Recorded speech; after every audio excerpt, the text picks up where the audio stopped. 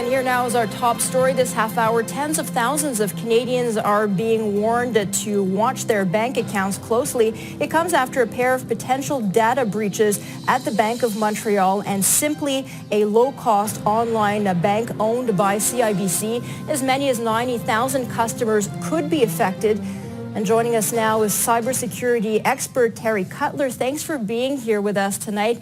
First of all, the banks haven't given a lot of information. What more do we know today about the type of breach that they may be dealing with? We actually don't know very much more, actually.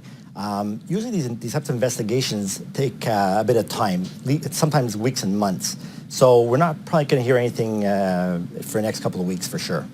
And they're asking basically their customers to look at their accounts, but should they be changing the customers' other personal information as well right now?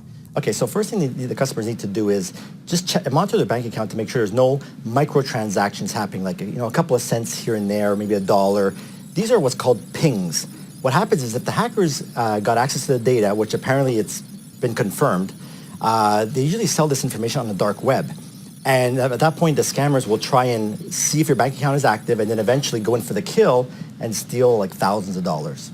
So that's what they're usually their modus operandi is, that they'll go for small amounts that you won't notice. Absolutely, okay. For sure. Yeah. So how far back should you be looking at your accounts, at your statements right now? I would look back at least 6 months, because a lot of people don't know that hackers are usually in your system for 6 to 12 months prior to being detected. So they're in there hiding their tracks, hiding the communication channels, the back doors, so that they can bypass the bank's security system. So I would look back at least 6 months.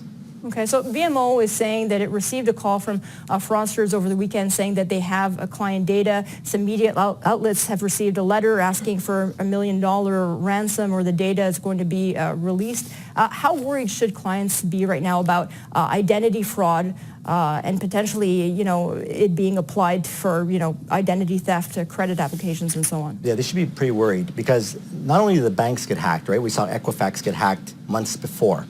And all that personal data has been released, and it's enough personal data to recreate somebody's identity and use it against them and actually open up fresh new accounts. So they should start off by at least changing their passwords. Now, we've always heard the case, change their password again, right? Mm-hmm. And there really is a legitimate cause for this, because the hackers can get access to the stored passwords and reuse those passwords into other accounts that may have the same password.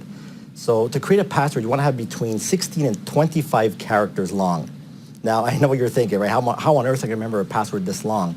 You want to think of phrases like song lyrics, or phrases like, I had a great day at work 2018 with an exclamation point.